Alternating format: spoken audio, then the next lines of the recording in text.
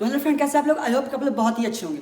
Friend, आज हम लोग पढ़ने वाले हैं टुडे क्लास। आज की क्लास में हम लोग पढ़ेंगे प्रकाश रासायनिक अभिक्रिया और दूसरा पढ़ेंगे ऑक्सीकरण या अपकरण अभिक्रिया। इसे हम रिडॉक्स अभिक्रिया भी कहते हैं, जो कि काफ़ी इंपॉर्टेंट था हमारे लिए इस बार की बिहार बोर्ड के लिए। रिडॉक्स अभिक्रिया है कि ना, तो इसको पढ़ना बहुत जरूरी है। हमारा ये ज़्यादा इंपॉर्टेंट नहीं है प्रकाश रासायनिक अभिक्रिया, पर मेरा ये बहुत ही इंपॉर्टेंट है रिडॉक्स अभिक्रिया ना।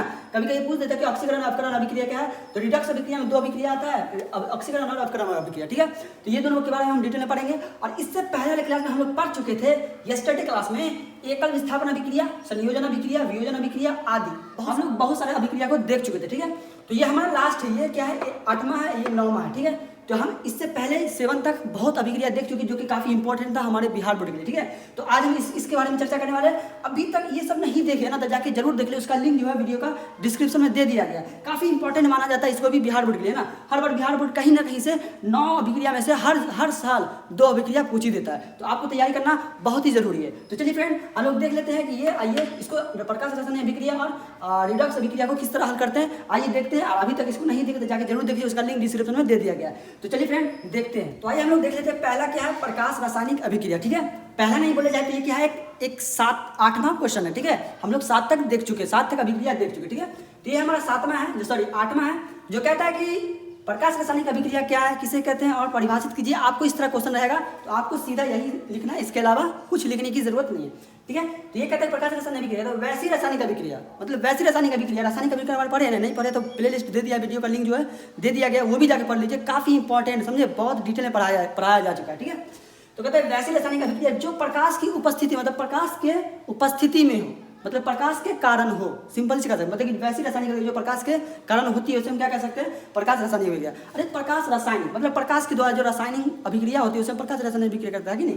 तो वही बोला है, वही बोले गया कि वैसी रासायनिक अभिक्रिया जो प्रकाश की उपस्थिति में घटती है, मतलब घटित होती है, उसे हम क्या कहते हैं? प्रकाश रासायनिक अभिक्रिया। जैसे एग्जाम्पल हम आपको दे दें कि अगर आप नमक को अगर हम धूप में रख दे तो क्या होगा? नमक वैसा रहेगा जैसा रहेगा ना, पिघल के, तो वो क्या होगा? एक रासायनिक हुआ ना, एक मतलब अभिक्रिया हो गया ना।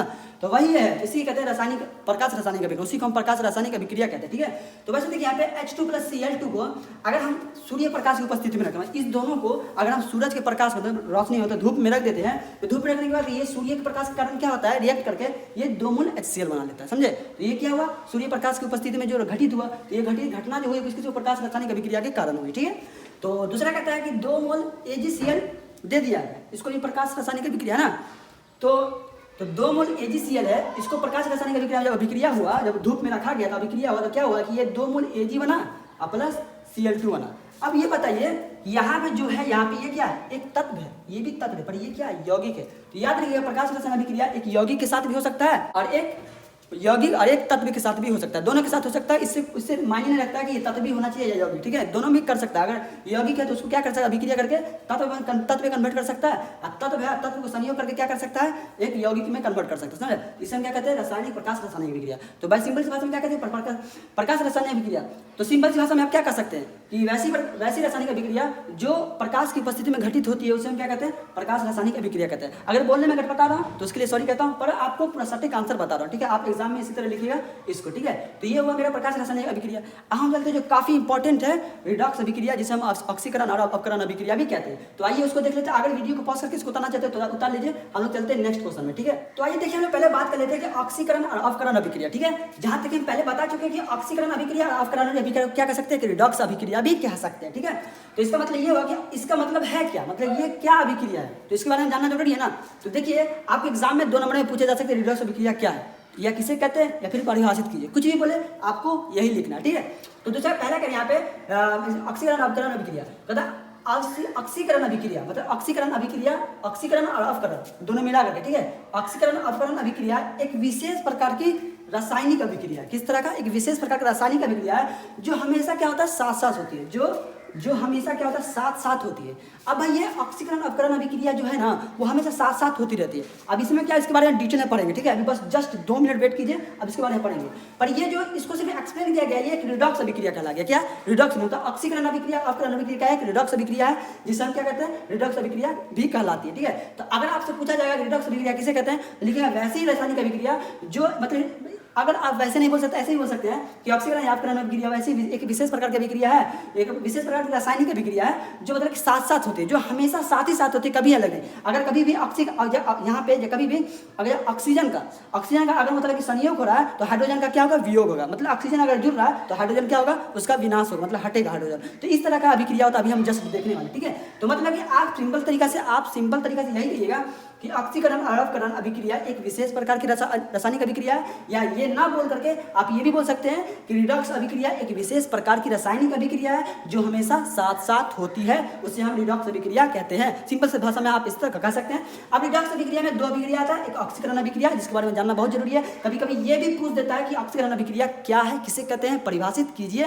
तो आप इसको सिंगल तरीके से परिभाषित कर सकते हैं। और दूसरा पूछा है कि अवकरण अभिक्रिया, आप इसे भी इस तरह एक्सप्लेन कर सकते हैं। आपसे ही पूछिए अवकरण अभिक्रिया क्या है, किसे कहते हैं, परिभाषित कीजिए, तो आपको इसको भी एक्सप्लेन करना पड़ेगा एग्जांपल के साथ। तो आपसे पूछेगा रिडॉक्स अभिक्रिया, तो आप सिंपल से तरीके से ये सिर्फ बता सकते हैं कि रिडॉक्स अभिक्रिया एक विशेष प्रकार की रासायनिक अभिक्रिया है जो हमेशा साथ साथ होती है, उसे हम रिडॉक्स अभिक्रिया कहते हैं। रिडॉक्स अभिक्रिया 2 भागों में बांटा गया, ऑक्सीकरण अभिक्रिया एक अवकरण अभिक्रिया, ठीक है। तो इस तरीके से अगर 2 भागों में बांटा, आप बोल भी सकते हैं कि 2 भाग है, ऑक्सीकरण अभिक्रिया एक अवकरण अभिक्रिया, इस तरह का आप बोल सकते हैं, एक्सप्लेन कर सकते हैं। तो आइए पहले देख लेते हैं कि ऑक्सीकरण अभिक्रिया क्या है, किसे कैसे परिभाषित कीजिए। तो अगर अभी तक इसको नोट्स नहीं किया है तो इसको नोट्स कर लीजिए, वीडियो को पॉज करके हम लोग चलते हैं ऑक्सीकरण अभिक्रिया किसे कहते हैं या क्या है, परिभाषित कीजिए। तो आइए देखते हैं। तो आइए देखिए, हम लोग लिखे यहाँ पे ऑक्सीकरण अभिक्रिया क्या है, किसे कहते हैं, परिभाषित कीजिए। आपको जिस तरह पूछे आपको आंसर यही लिखना है, इसके अलावा आंसर कुछ नहीं लिखना, ठीक है।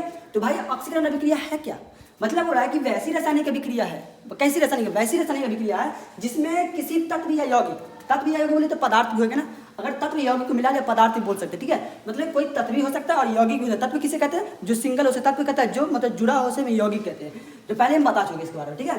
तो जिसमें मतलब किसी तत्व या यौगिक से ऑक्सीजन का संयोग हो, मतलब कोई भी तत्व हो या यौगिक हो, ऑक्सीजन का संयोग होना चाहिए, मतलब ऑक्सीजन का जुड़ना होना चाहिए, ऑक्सीजन उसमें जुड़ना चाहिए।